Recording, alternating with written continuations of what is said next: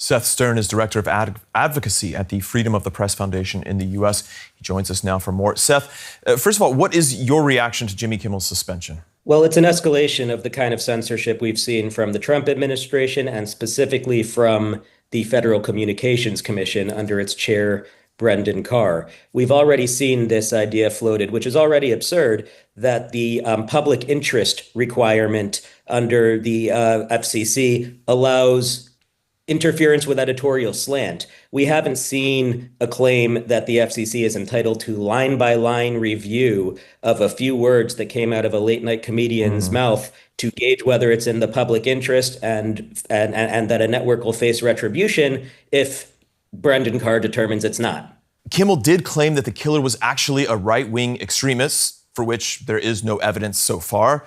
Could one not argue that that's an egregious statement in the current environment following Kirk's death, and that ABC, in this case, was forced to take action? Well, Donald Trump has an enormous platform as the president of the United States and the most powerful person in the world. If he takes issue with something Jimmy Kimmel says, he can take to his Truth Social account, his X account, or any of his various other megaphones and speak his mind. That's the way we deal with disagreement in the United States. If he has a valid cause of action for defamation, he has access to the courts. We do not deal with false speech, with disagreeable speech, even with extreme speech by government pressure to censor. That's un-American and unconstitutional.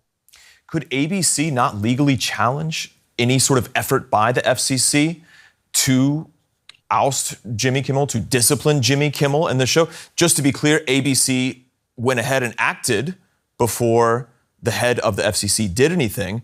But in theory, this could be a case that they would win, correct? Well, I think ABC is in somewhat of a bind here because it is dependent on the owners of its local affiliates, which are highly consolidated in the United States, to broadcast the shows that it airs. Nexstar has business before the FCC, a merger it is looking to complete, much like Paramount did when it caved to Trump. So if those affiliates won't broadcast Jimmy Kimmel's show, ABC is out of luck. So you've got a situation where the only people who have standing for legal recourse are the same people who are being intimidated and bullied in the first place.